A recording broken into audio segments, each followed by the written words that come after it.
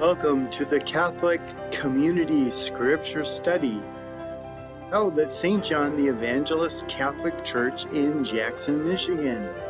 I will be your host, Todd Gale, as we walk our way through the Gospel according to St. Matthew.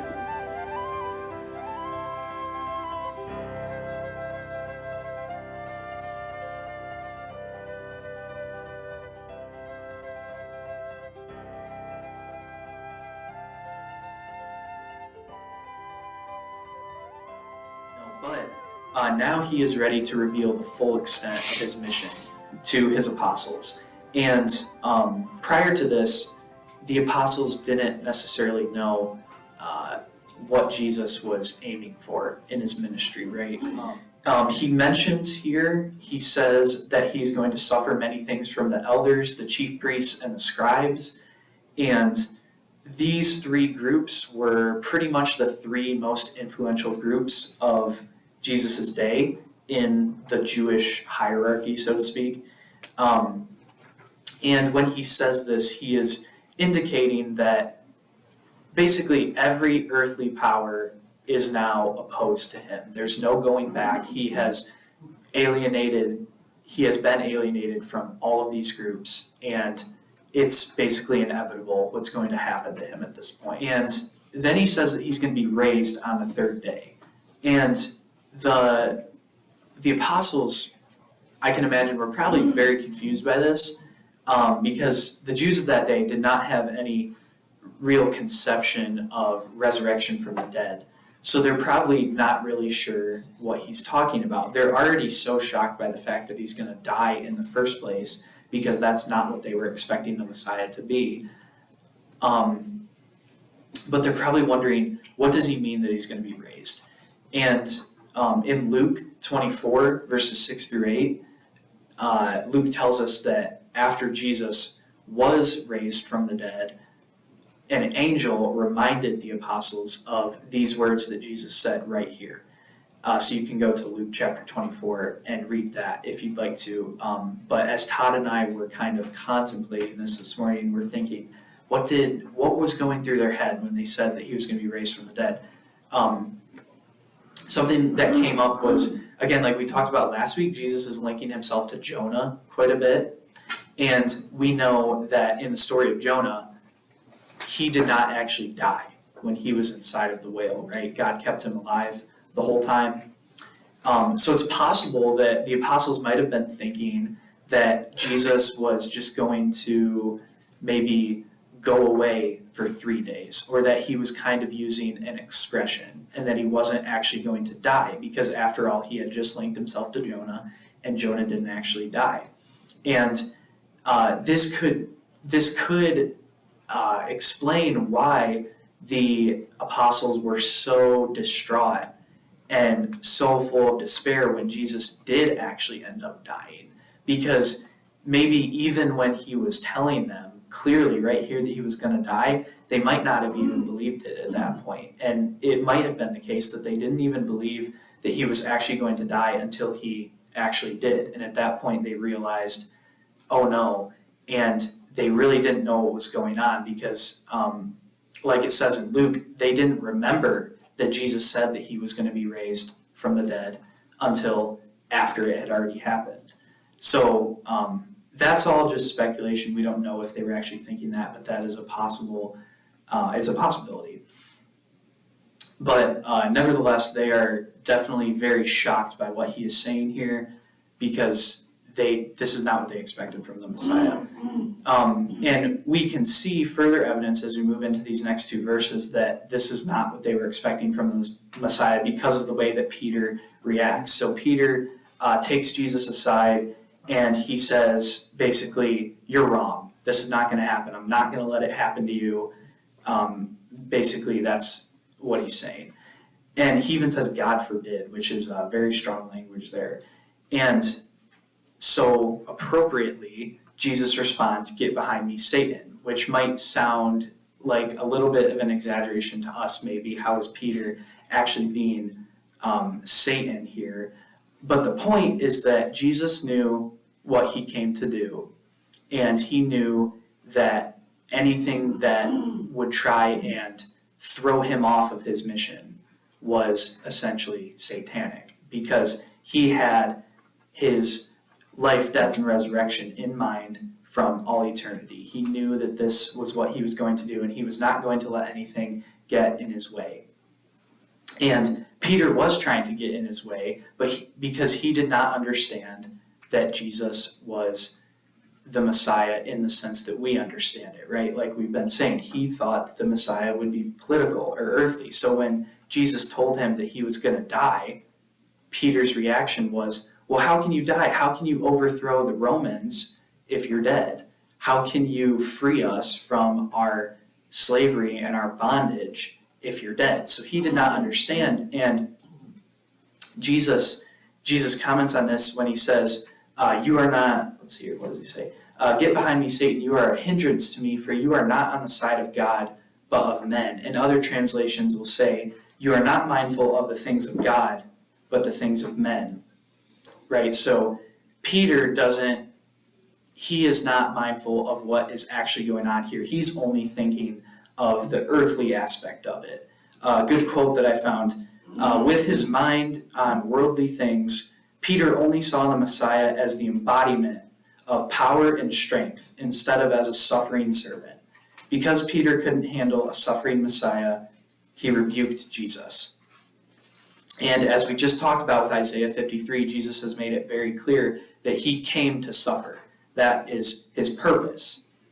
And so this is why he rebukes Peter in this way.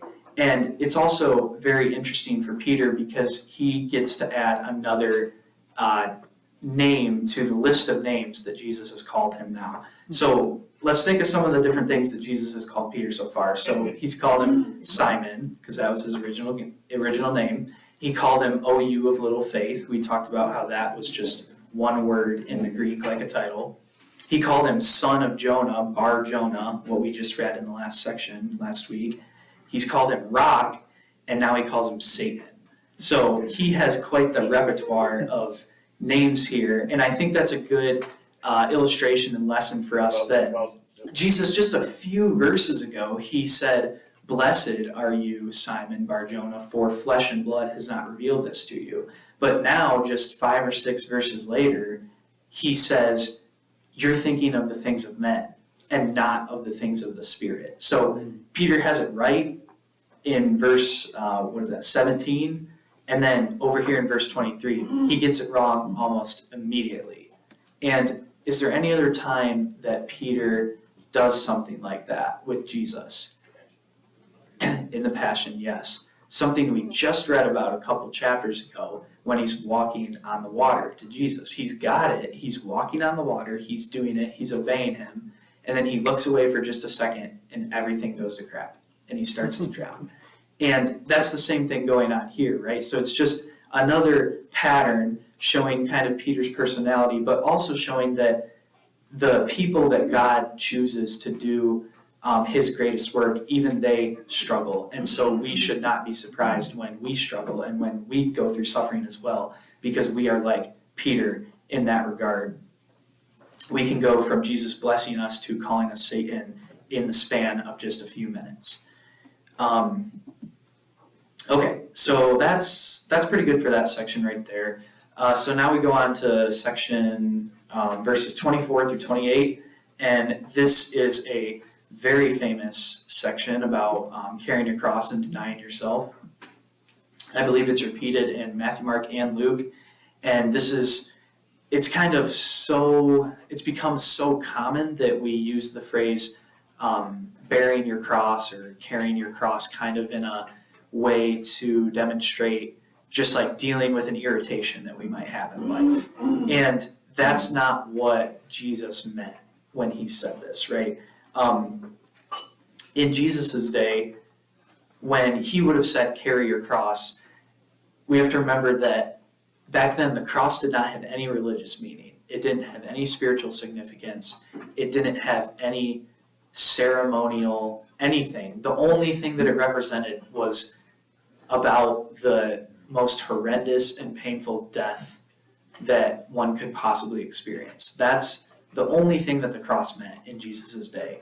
And so when he was saying this to his followers originally in its original context, this would have been absolutely a scandalous thing to say. They would have been absolutely alarmed by this. They would have been very shocked, quite frankly, that not only was Jesus going to die in this way, but now he's calling his followers to die in the same way. This would be basically the equivalent in our day of saying, follow me to the electric chair every day, which to us is just, that's crazy. Like, that doesn't make any sense. But this is what Jesus was saying, right? This is the life that he is calling us to.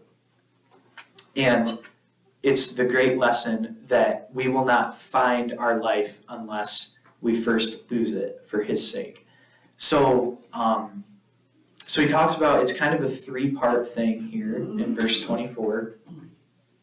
He says, if any man would come after me, let him deny himself and take up his cross and follow me. So you have deny himself, take up his cross, and follow me. And it's pretty easy to kind of just view the first two, denying yourself and taking up your cross, kind of easy to view those as basically meaning the same thing. But I don't think they quite mean the same thing. Denying yourself something that you actually want, and then it makes it hard to actually deny it, but it also makes it valuable when you actually do it. And then on the flip side, taking up your cross is something negative. Say it's you have a sickness or a disease, or you have a trial that you're going through, or you have a friend that is just not in a good spot and you have to help them with something, or any of these negative things that instead of turning away from them and rejecting them, we embrace them and say, God is going to use this to mold me into the person that he wants me to become. Which one of those is harder for you? Is it harder to deny yourself something good that you want, or is it harder to take up your cross and to embrace something that you don't want? And depending on which one of those is harder, how can you improve at it? How can you get better at that? How can you be intentional about practicing that? Because this is what Jesus calls to. He says, if you want to follow him, this is what you have to do. So this is a call that's addressed to every single one of us. So that's just a good question to ponder. What is it? Yeah, 26, which I just read, he talks about losing your life for his sake and how you don't want to forfeit your life. And something that I thought of is this is kind of a picture of how we die in the waters of baptism and are raised to new life as children of God, right? Paul talks about this in Romans 6, that we cannot live with Christ until we first die with him, and that this is absolutely necessary. And this is what happens to us in baptism. Our old self is buried with Christ, and then we are raised to new life with him. And it's a great paradox, and it's very hard to understand certain aspects of it, but that's pretty much everything that Jesus says, isn't it? So, something that we can keep pondering for the rest of our lives. And then there's kind of just one verse at the end here that is a little bit confusing. It can mean multiple different things. In verse 28, he says, truly I say to you, there are some standing here who will not taste death before they see the Son of Man coming in his kingdom. And that is not immediately apparent what he's referring to. It could be, potentially it could be three different things. What we're going to get into in the very next verse, if you look ahead, the Transfiguration. This could be what Jesus is talking about coming in his kingdom, where his glory is revealed to Peter, James, and John. It could also be an allusion to Pentecost, when the Holy Spirit comes on the upper room in tongues of fire. That could be seen as Jesus coming in his kingdom with an outpouring of the Holy Spirit. But most scholars and commentators would agree that it probably ultimately refers to when the temple was destroyed in Jerusalem in 70 AD. And kind of the reason for that is, in the Jewish understanding, a generation was about 40 years. And from when Jesus is saying this around the year 30, about 40 years from then would have been 70 AD, which is when the temple was destroyed. So this would kind of fit with the idea that there would be people standing there with him that would not die before they saw that happening. But it also could just refer to all three of these things, and it probably does on different levels, because we're not either or, but both and. So it probably refers to all three of those things. So the Transfiguration, chapter 17, after 6 days. What's after 6 days? The seventh day, right? And the other Gospels, I think it says about 8 days later, which is a Jewish way of saying about a week later. So it's just that 7-day thing that shows up in Scripture so many times, right? 7 days, that's interesting. He took the disciples, but not all of them. Why does he only take the 3? Closest? He liked them better? The number 3 comes up. Oh, the number 3 comes. I never even thought of that. The number 3 comes up, one for each person of the Trinity. I wonder which one's Father and Son and Holy Spirit. Right? So it's Simon Peter, and then the sons of thunder, right? John and James. Jesus does not only do large group teaching, he also does small groups, right? That's the pattern that the church has been in for forever. Is some things are meant for large groups, some things are meant for the core, and some things are meant in small group. That's the way we try to do things around here. It's the model that Jesus set up. And for whatever reason, these are the same 3 bozos that will be with him when? Yeah, in the Garden of Gethsemane, right? So he's revealing to them something spectacular here, and then he wants them to be with him and pray with him later, and they just keep what? Falling asleep. So it's kind of interesting. He knows that, but he still invites them to be a part of this, which is really awesome. The text doesn't tell us exactly which mountain this is. So as usual, all the historians and theologians and everybody argue about which mountain this is. Typically, we think it's Mount Tabor, which is a pretty low mountain. It's only about 1,900 feet to the summit. It's not super high. It's not really truly a mountain. It's more like a big hill. And a lot of historians think it can't be that mountain because there was a Roman outpost on the top of that.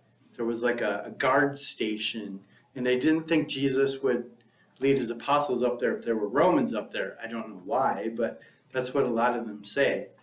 Mount Hermon is the one that most Christians, most scholars, if you look at most Bible studies, they'll say it was probably Mount Hermon. But Mount Hermon is over 9,000 feet to the summit.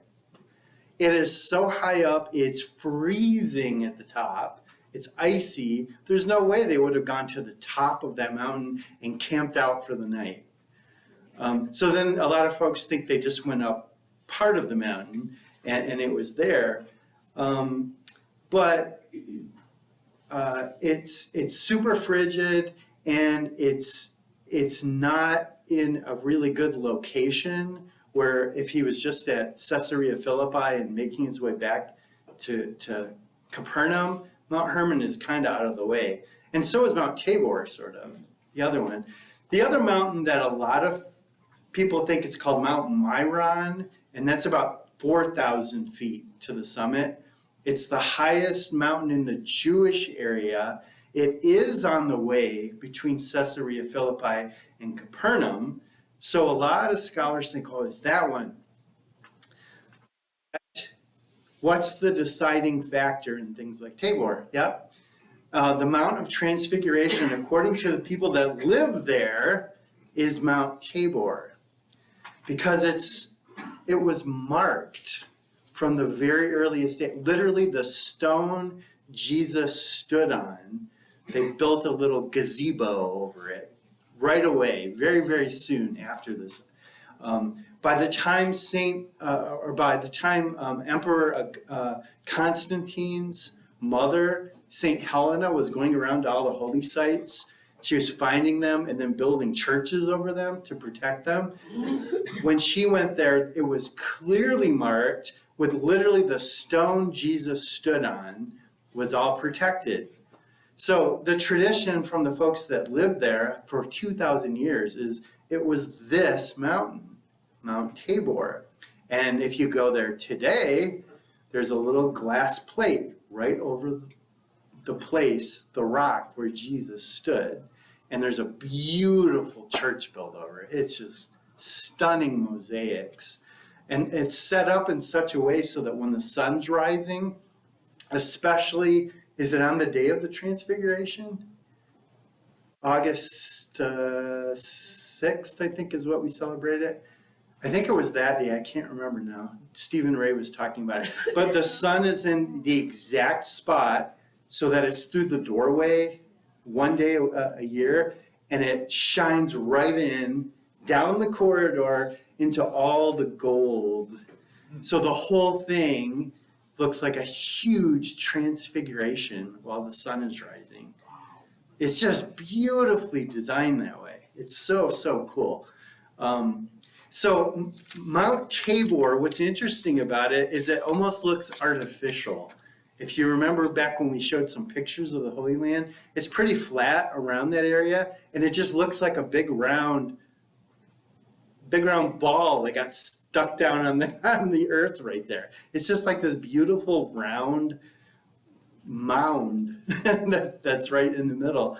And it's covered with blue spruce trees. So the color of it is just kind of striking. It looks very different from the surrounding territory. But that's where most of the people that live there and the tradition of the church has said from the beginning, it was here. It was on this spot. But he was transfigured. What does that mean? He was transfigured before them. What does that mean? What does that look like? The Greek word is metamorpho. Metamorpho, which would be what? Metamorphosis, right? So what does that mean? He was changed in the outer form. His form, what metamorpho literally means in Greek is it's like after or afterward the form. Is that right, Carter? I just steal notes on that. I don't read Greek. Although I talked to his Greek professor last week, and he'd be open to having adults come into the class if we just want to take a Greek class. Maybe we could fill it. That would be awesome, wouldn't that? I would love to take that. Anyway, it literally means afterwards the form, or the form, the outer looking of something after it changes, right? Here's a cool thought. Do you remember this little story? It's not in Matthew's gospel, so that's why I'm going to tell it now. It's kind of connected. In John's gospel, in the Garden of Gethsemane,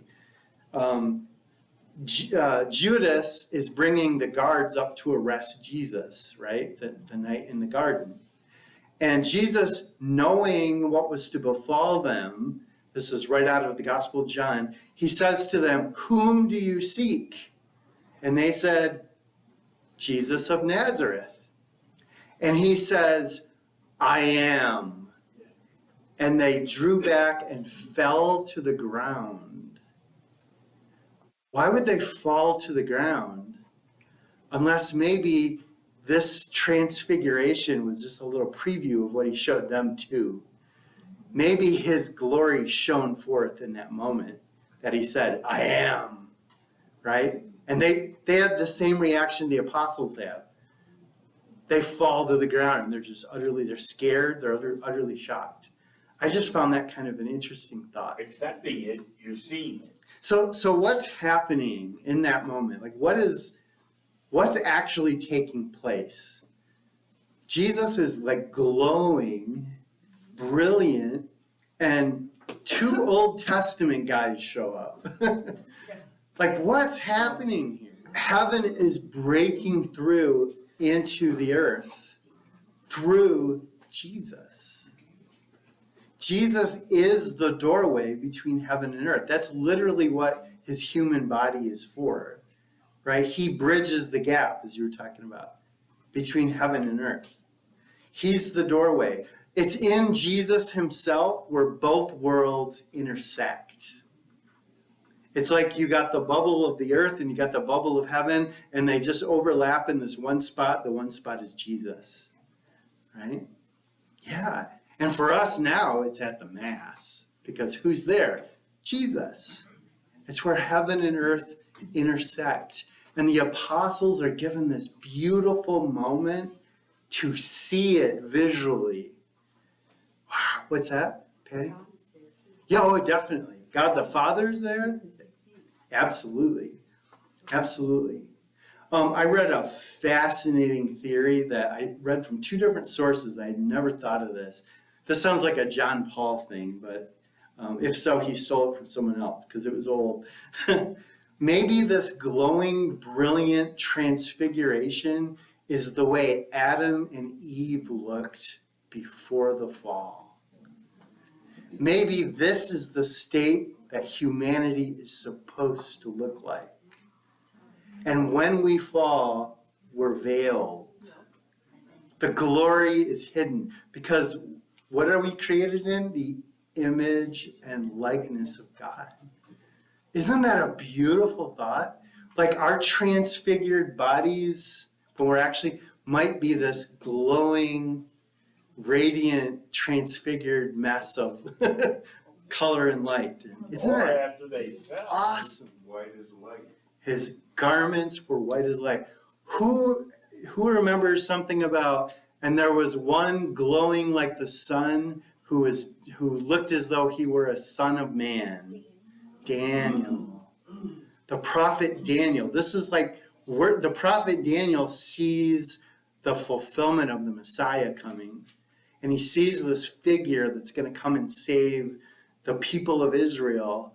And he describes him as one who looks like a son of man, but he's glowing and he's radiant and he's dressed in white. Right? John refers to that too in Revelation. Yep. This is after though. That's after this. There's the voice of the Lord speaking from the mountain, right? Where do we see that in the Old Testament? All over the place. Moses mostly. All over the place. Moses is talking, right? Or there's a voice. There's anything else that you? What else?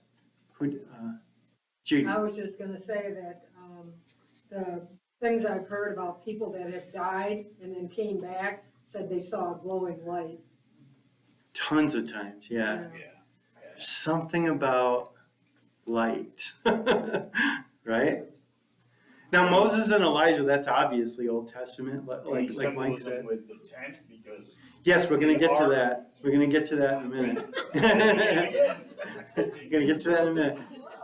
So Moses lived how long before this? Do you remember? Yeah, depends on which scholar you look at. 12 to 1400 years, they think, BC. So Moses is 12 to 1400 years old. Elijah is probably about 850, 900 years old. How could they be standing there? It's miraculous. What does that tell us about them? They are not dead. They are alive in heaven, in glory. And they know what's going on the earth because they're involved. They want to be part of this. They come down to talk with Jesus, Don't you wish you could hear what their conversation was? Oh my gosh, I wish I could hear what they talked about. So it's what we might call, I don't know, a communion of saints maybe, right? Would there be anything with the Communion of saints, right? They are participating with us. So if you're talking to Jesus, what do we call that? Prayer, right? And in the book of Revelation, we see lots of places where the souls of those that have been martyred, or the souls of those that have died, that they're praying for the people on earth, and they're interceding, and they're somehow involved with what's going on earth. And this is like just evidence of it, that they are part of what's going on somehow. Moses is the giver of the law. Elijah is the prophet. So the law and the prophets, right? They represent like all of the old covenant. And don't you wish that you could hear what they were talking about? Now, here's a really interesting little sidebar that I think this is so cool. Moses and Elijah are there because they are two witnesses to the divinity of Jesus. I want you to think about that. In Jewish law, you had to have witnesses to prove something. How many witnesses? 2 or more. 2 or more witnesses to prove something. Well, this is very interesting. This is from Dr. Mary Healy, who is just awesome if you know Dr. Healy. She thinks these 2 witnesses show up multiple times in the scripture. We might have talked about this before. I can't remember. Yeah, we did when we talked about the Gospel of Luke, but that was years ago. In the Gospel of Luke,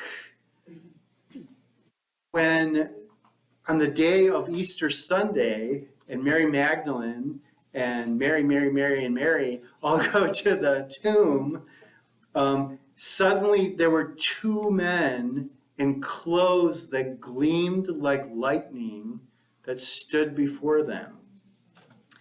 The frightened woman bowed with their faces, and the men said, "Why do you look for the living among the dead? He's not here.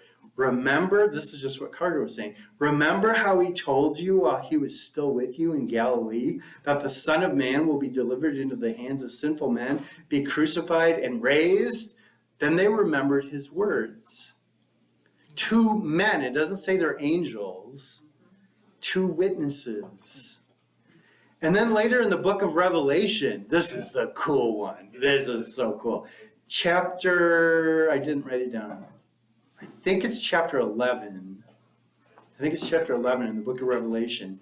We're not going to read the whole passage because it goes off on a million things, but towards the very end of the time of the temple, the very end before the Lord comes and returns and takes back, and there's the supper of the Lamb and new heavens and new earth, just before all that, God tells John the evangelist, "I will grant 2 witnesses authority to prophesy for 1,260 days, which is 3.5 years.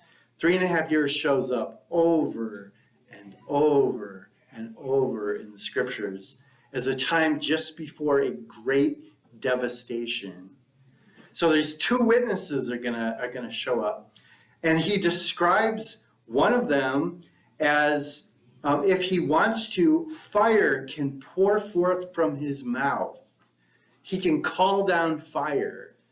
Who did that? Elijah called down fire. The other one, he said, has the authority to turn water into blood and to strike the earth with every kind of plague. Who did that? Moses. I mean, that is clearly Elijah and Moses, I think. Yes. So throughout Scripture, there are these hints that these 2 guys are constantly playing, or I'm just getting a shiver up my spine. These 2 guys are playing a role in the salvation story while in heaven. Like they're intimately involved with what's going on. Okay. Isn't that cool, Elijah? Peter says, Lord, it's good for us to be here. Yeah, Peter, it is. It is, Peter. If you wish, let us make 3 tabernacles. What is he talking about? Tents, booths, which kind of makes you think what? The Festival of Booths. This is all tied up with the Jewish Feast of Tabernacles. And many scholars think this happened while the Jews were celebrating tabernacles. That's why Peter says, let's build tabernacle. Well, what is that feast? It was on the 15th day of the Hebrew month Tishri, however you say that, the 7th month in the Hebrew calendar, so it's in the fall. Usually it fell late September or mid-October. Now what's interesting, so the Jewish feast is late September, mid-October. The Catholic Church celebrates the Feast of Transfiguration on August 6th, which is a little early. It's a little bit earlier than that. And we've been celebrating that for 400 years, since the 400s, the 5th century. In the Eastern Church, they started celebrating having feast days to the Transfiguration of Jesus. And then by the 900s, it became locked in the calendar. And everybody celebrates that. But the Jewish Feast of Tabernacles is a little bit earlier, or a little bit later, later, in September or October. And it's also called booths or Sukkot. Sukkot. Yeah, Sukkot. That's right, Sukkot. Which, we'll talk about what that means in a minute. The Feast of Tabernacles, on that feast day in the Old Testament, that was when Solomon dedicated the temple on the Feast of Tabernacles. It's when the new temple, after it was destroyed and the Jews came back and rebuilt it, the new temple was rededicated on the Feast of Tabernacles. Ezra, if you remember our good friend Ezra, preached to the people during the Feast of Tabernacles. That feast is about coming out of captivity. It's about celebrating the fact that God provided while the people for 40 years traveled in tents. So what would happen was, the image was that they would go and they would build a temporary shelter, a tent, a booth, a sukkah. They would build that and they would live in that tent for 7 days during the Feast of Tabernacles. And they did 4 things. They would eat in the sukkah, they would sit in the sukkah, they would sleep in the sukkah, and they would study Torah in the sukkah, in the booth, in the tent, in the tabernacle. Jesus is making a powerful statement if this is the Feast of Tabernacles, because he's taking that major holy day and moving it away from the temple. This was one of the 3 feasts you went to Jerusalem for. So Passover, Pentecost, and this Feast of Tabernacles in the fall, every man and their family, as many as could, went to Jerusalem, every Jewish man, and they camped out for the week in their little tents all over the countryside, because they wouldn't fit in the city. There'd be so many of them, celebrating this feast. And here's the thing. What was all that about? The image was they were not only looking back at the days of Moses when they traveled in tents, right? And they looked back and said, oh, God provided, it's really good. But also they're looking forward when the Messiah will tabernacle with his people. Is that clear enough? When the Messiah will come and pitch a tent among them. It was believed by many, and still by a lot of scholars, Jesus was actually born not on December 25th, but on the Day of Tabernacles. Because that's the day he came to dwell in his human tent, to dwell in his body, right? Isn't that phenomenal? John even hints at this in his gospel when John says in first chapter, the Word became flesh and dwelt among us. You know what it literally says? Tabernacle. The Word became flesh and tabernacled with us. Is this not the coolest thing you have ever heard? They're celebrating a feast where God comes and pitches a tent among them. And so they show up and Peter goes, well, dude, let me build you the tent. Let's celebrate together. Why don't you come and stay? It's good for us to be here. Wouldn't that be your reaction? Because what does Peter recognize? It's happening. Oh my gosh, I have just chills running up and down my back. It's happening. One of his names, Captain Obvious. Yeah, Captain Obvious. Oh my gosh, this is so cool. Jesus is taking that holiday, too, that holy day, out of the temple because he is the new temple. He is the tabernacle. He is the sukkah, right? An interesting catch in this that I would have never seen, but that's what commentaries are good for. Peter wants to make 3 tents, equal tents, one for Jesus, one for Moses, one for... And God the Father himself interrupts and says, no, this is my boy. This is my son. He's not just going to have a tent with the rest of y'all, right? I would have never caught that. I thought that was kind of an interesting thing. Jesus is not just going to be in the same tent as the rest of you, as much as he is here, because he is my son. He is God from God. True God from true God, begotten, not made, right? All the rest of it. I just found that really interesting. God the Father speaks and claims him. Where did we hear these words before? This is my son.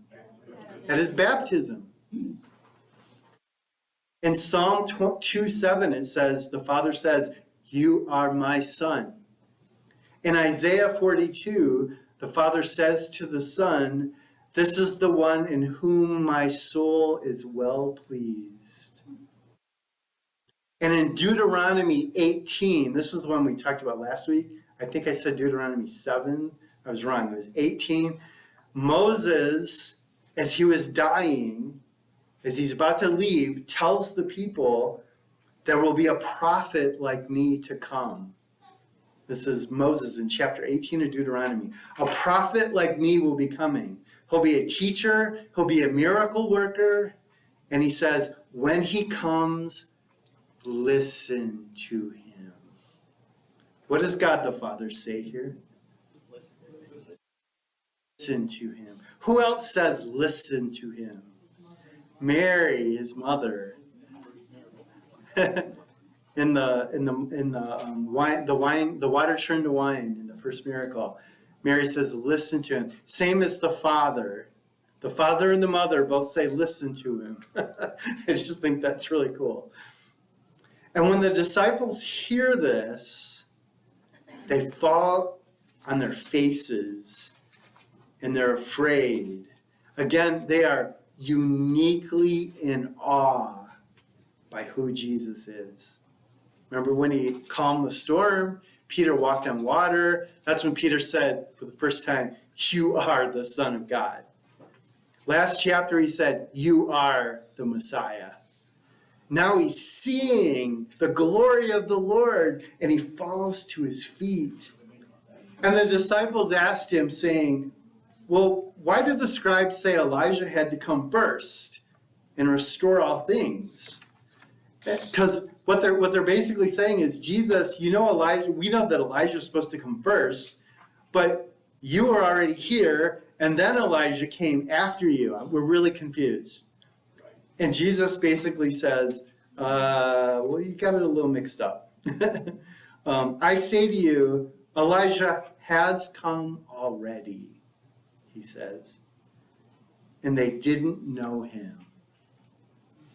And they did whatever they wanted to him. What did they end up doing to him? They beheaded him. Likewise, the Son of Man also is going to suffer at their hands, the same people, at least somewhat. And the disciples, this is the way it's described in Matthew, the disciples understood. He spoke to them about John the Baptist. So, was John the Baptist literally Elijah? Not literally. But what did he do? How was he like Elijah? Elijah was supposed to, this is what it said in Malachi chapter 4. Behold, God says, I will send you Elijah the prophet before the coming of the great and dreadful day of the Lord. I will send you the prophet Elijah before the coming of the Lord. So the Jews all, and this is scriptural, it's not just a tradition, right? It was in the prophets. So the Jews were ever waiting to see Elijah return, because if they see Elijah, they'll know that this is the Messiah. Well, Elijah just showed up, like live and in person. But Jesus tells the three guys, don't tell anyone. But then he says, really, Elijah has already come as John the Baptist. How? How is John the Baptist Elijah? Yeah, by Spirit, by his role, by his words, his by prophesying. Yeah. He's the forebearer. And it ties with, in Isaiah, one will come before me shouting out in the desert, prepare the way of the Lord. Like they tie together, right? And so Jesus is saying, no, he's not literally Elijah, but he fulfills this role, that one like Elijah the prophet will come before the great and dreadful day of the Lord. That's really what God's saying, Jesus is kind of saying. One like Elijah is going to come. Because after Elijah, who followed him? Elisha, however you want to say it. And Elisha actually did greater miracles. Remember, the Lord gave him twice as much, right? Twice as many graces. He got, I forget how it's worded. Two portions, that's what it was. 2 portions of Elijah's spirit. So Elijah is less than Elisha, just like John the Baptist is less than Jesus. Right? Isn't this enough to blow your mind?